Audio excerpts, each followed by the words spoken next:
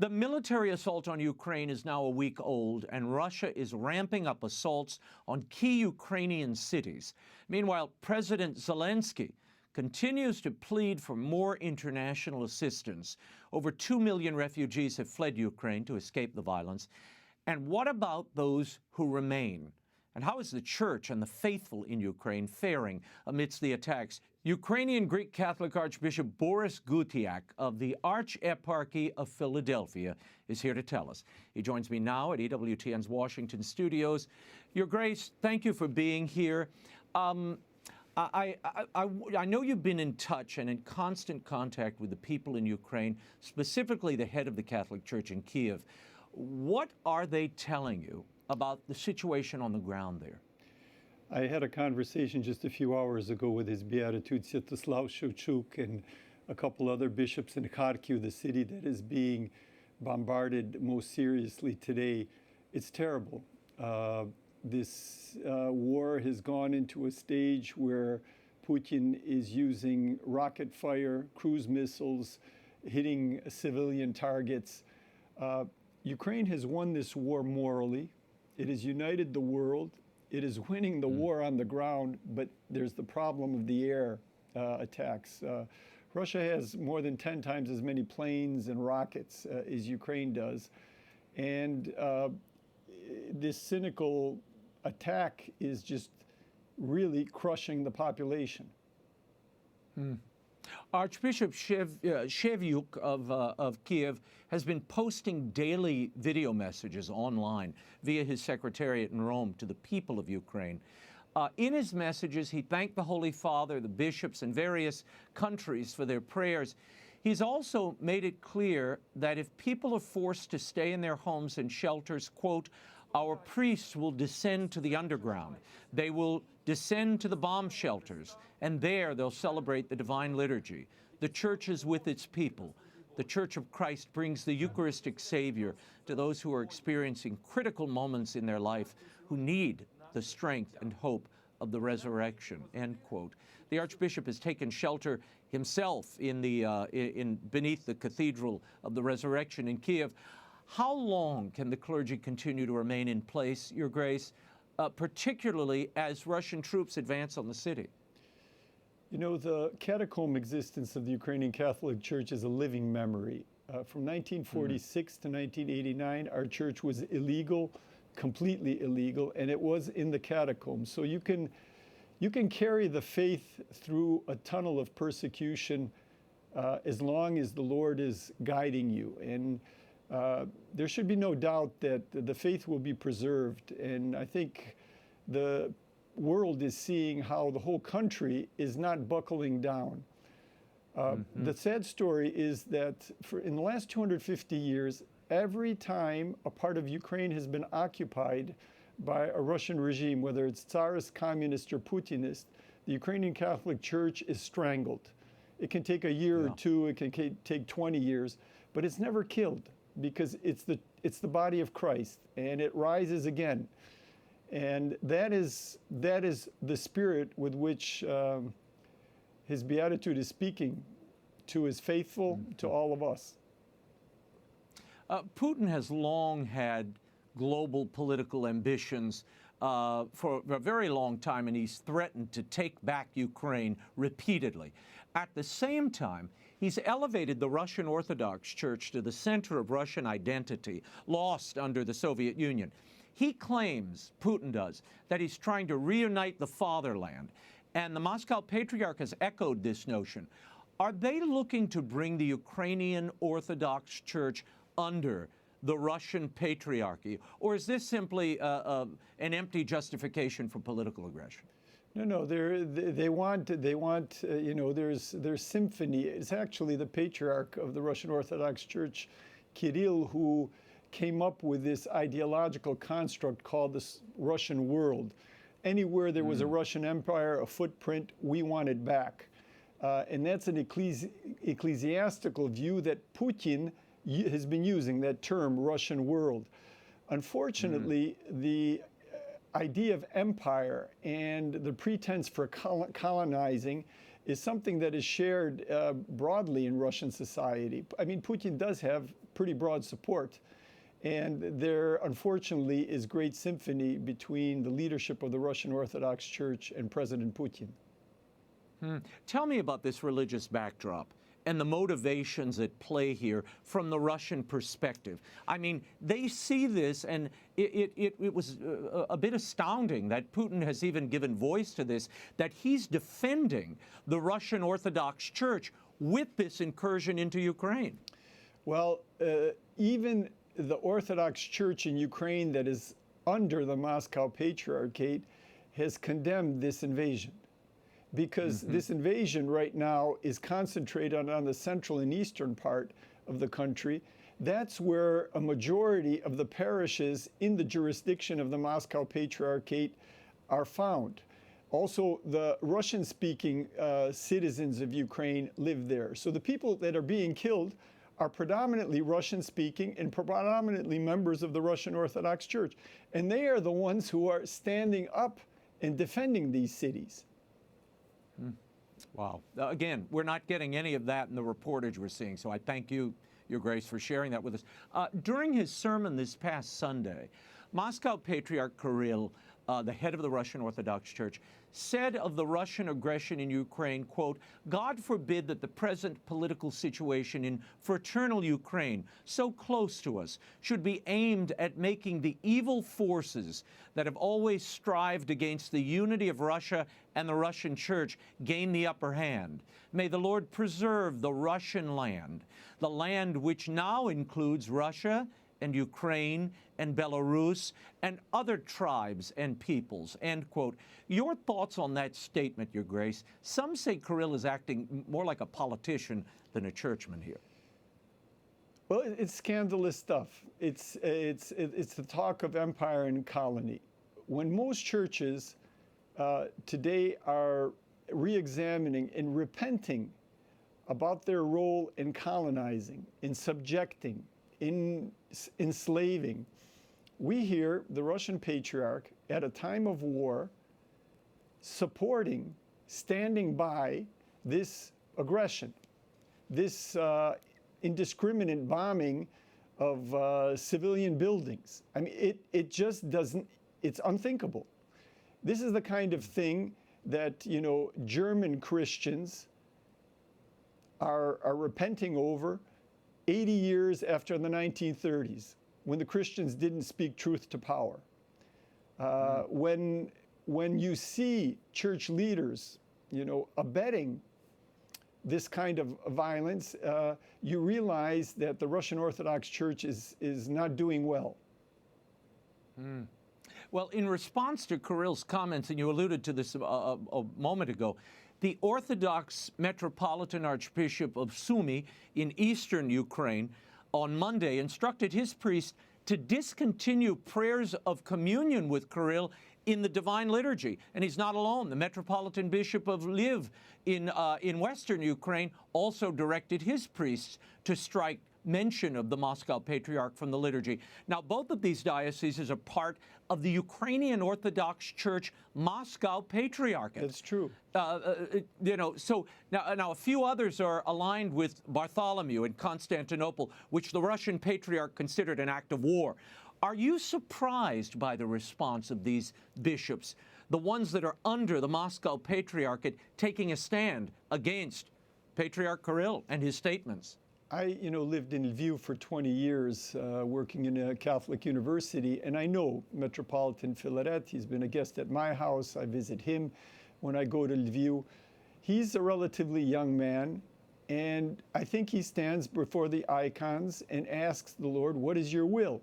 He used to be the secretary, the private man that was next to the Patriarch in Moscow.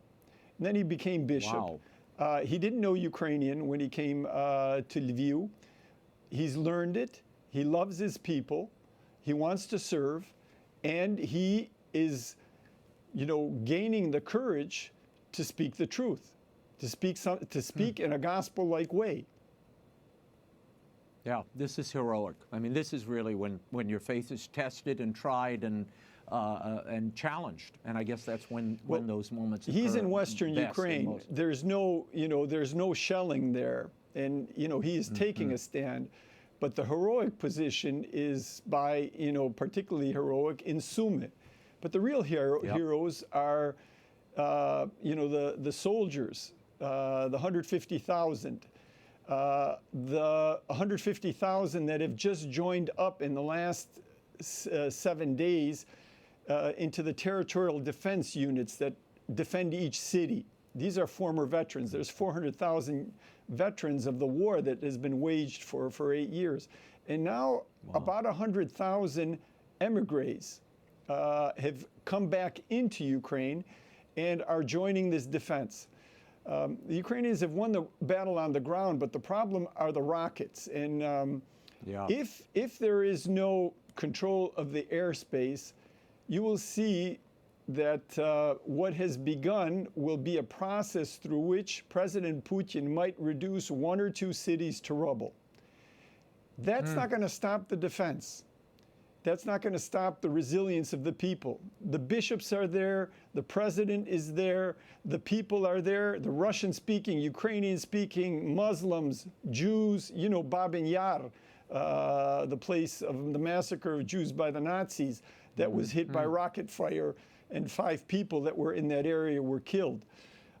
People are not going to give up. It's freedom or death. It's the beginning of Lent, and people realize that the pilgrimage of cleansing to resurrection passes through the cross. And there is a crucifixion, and Ukraine is being crucified. It's a biblical story. You have David and Goliath. And that, I think, has captured, the truth of that has captured the attention of the world. And we've seen that the prayers are working. Your Grace, the Moscow Patriarch on Tuesday said that the decision by those bishops that are under his patriarchate, their decision to remove his name from the Divine Liturgy amounts to schism. He said the termination of the commemoration of the primate of the Church, not because of doctrinal or canonical errors or delusions, but because of inconsistency with certain political views and preferences, is a schism for which anyone who commits it will answer before God, not only in the age to come, but also in the present. Do you see this decision as amounting to schism? And what do you see happening in the Orthodox Church in Ukraine? I think there's an examination of conscience, a view of reality. Bishops are seeing their people killed. Bishops are seeing their parishioners being hit as they, in their apartment buildings. Bishops see children who are hit by shrapnel. And they see the head of their church defending the policy and action of a president that the whole world is condemning. And they're saying the leader of our church is simply wrong. I think they will be justified here and in heaven. And poor Patriarch Kirill is digging a deep hole for himself morally. Yeah, it's very interesting. Again, when you probe down, religion, I always say, this sits in the heart of men. And when you can see what's happening there, it often indicates what's going to happen in the external world and the temporal world before long. So there's an interesting shift happening that is not getting much reported. On Wednesday, you and the Ukrainian ambassador to the United States met with U.S. Secretary of State Antony Blinken at the Ukrainian Catholic National Shrine of the Holy Family in Washington, D.C. Blinken had this to say about Ukraine's future. We have tremendous faith in Ukraine's future and the peace and prosperity of its people. And I think that President Putin has made a horrific, terrible mistake in committing this aggression. Your Grace, what in your estimation came of that meeting? And is the State Department aware of the religious backdrop of this conflict, at least in the mind of Putin and the Moscow Patriarch? Well, that's one point, of course, that we made very clear. There was an Orthodox Archbishop Daniel there, and we were meeting in our national shrine here in Washington, we said that the occupation, Russian occupation, will bring a tightening of religious freedom and actually the persecution or elimination of some communities. That was one of the 3 points that I was making. The first point, I was asking for the State Department and the U.S. to encourage European countries to respond positively to President Zelensky's request that Ukraine become a member of the EU.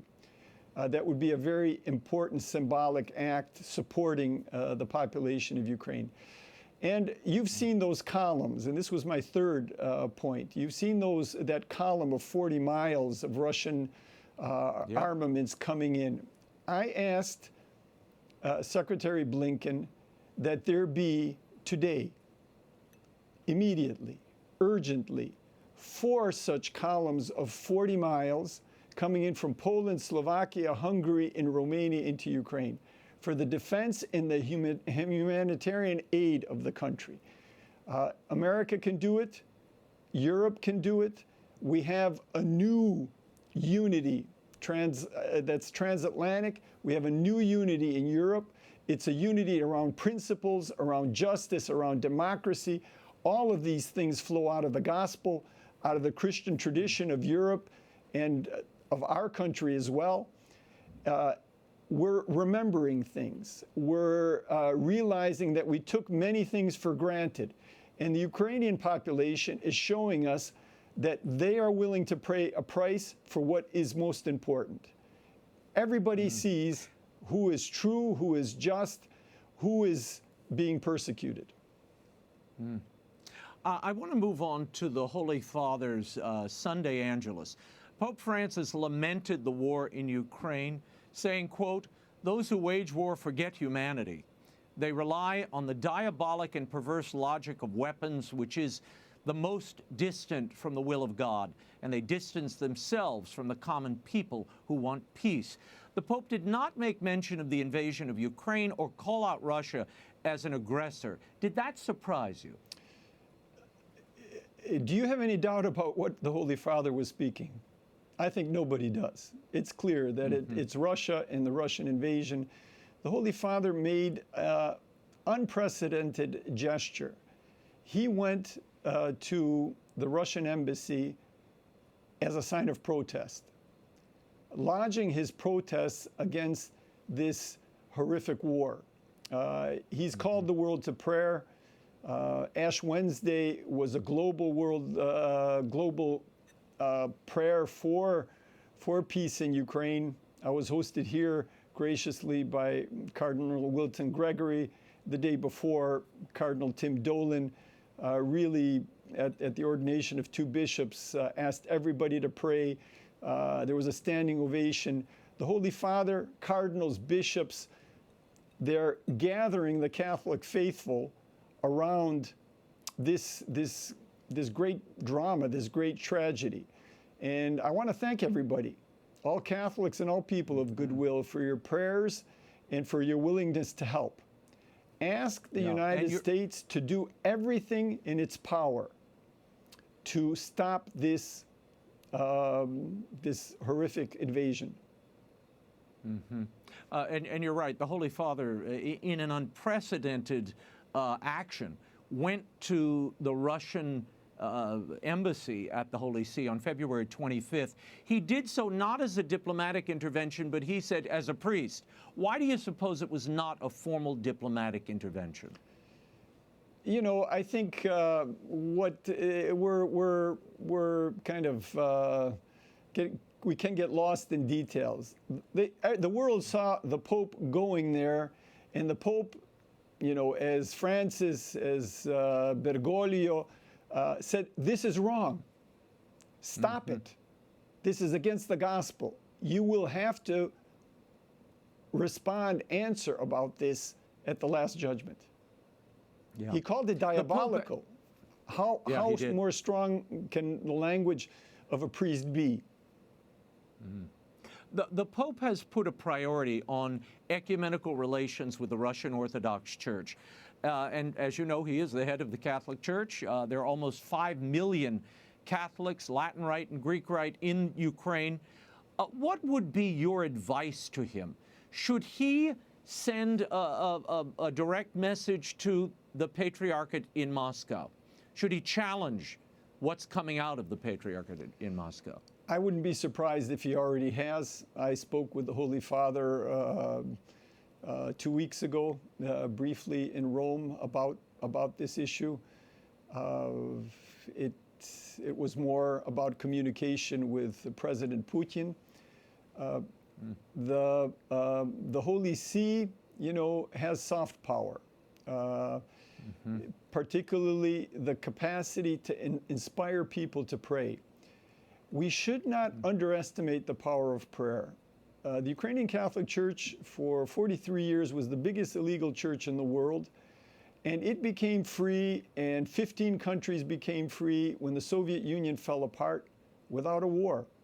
It was a miracle. It was a sacrifice of martyrs. And so the Pope's job is to help people pray, to help people understand what are the fundamental moral gospel principles. I think his gestures, his posture is speaking, 1,000 words to the Russian Orthodox Church, to the Russian people, to the world. Whether we hear it, whether they hear it, that's another question. Yeah. Your Grace, I am in full agreement with you. I mean, watching and having covered some of John Paul II's international voyages, and as you said, the Pope showing the people how to pray and directing that prayer in the case of his native Poland, and then the domino effect that had throughout Eastern Europe and the former Soviet bloc was nothing short of miraculous. This past Wednesday, Ukraine's Latin Rite Catholic bishops asked Pope Francis to consecrate Ukraine and Russia to the Immaculate Heart of Mary. In a letter to the Pope, the Ukrainian bishops wrote, "In these hours of immeasurable pain and terrible ordeal for our people, in response to many requests of concern, responding to this prayer, we humbly ask Your Holiness to publicly perform the act of consecration to the Immaculate Heart of Mary of Ukraine and Russia as requested by the Blessed Virgin in Fatima." What do you make of that request, its timing, and should the Pope grant it? It's a form of prayer.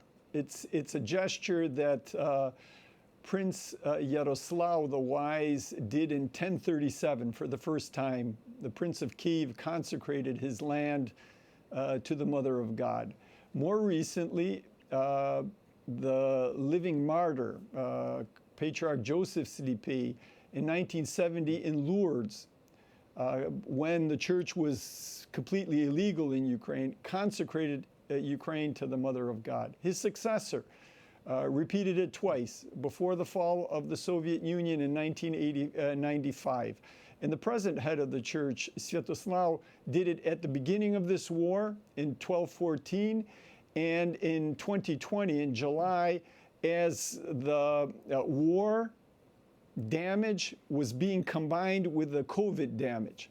So this is something that the Ukrainian Catholic Church has been doing with regularity, and we consecrate ourselves to the Mother of God. We consecrate ourselves to Christ. And I think there's a veritable spiritual revival that this crucifixion is bringing about. So you would encourage the Pope to consecrate Russia and Ukraine? Yes, to the Blessed Mother. We encourage. Yes, this is one of many gestures that needs to be. There's many things, many ways in which we can pray, and this is a good way to pray. Okay. You've urged people to pray for Ukraine, and this past Sunday at a gathering on Independence Mall in Philadelphia, you asked for a donation of 10,000 helmets, bulletproof vests. How else can people in the U.S. help those in need in Ukraine, and particularly the church there? Well, different Catholic agencies are making collections for the humanitarian problems. They're going to be almost unlimited. There's 1 million people out already, probably 1 million on their way. Cities, schools are being destroyed, hospitals. There's a lack of medicine. The basic Catholic agencies that you can reach through your diocese or through websites, Catholic charities, aid to the church in need. Our Archeparchy of Philadelphia has on its website a manner to donate. It's difficult to, carry coats and boots from the U.S. Logistically. So the best way is to donate finances if people want to give something. Mm-hmm. Archbishop Borys Gudziak, I am so moved by your words, your eloquence, which is such a rare thing today, and your clarity and conviction. Bless you, bless the people of Ukraine. I thank you for being here. Thank you for bringing this story, and keep on it. We shall. Well, I hope you'll come back. Thank you.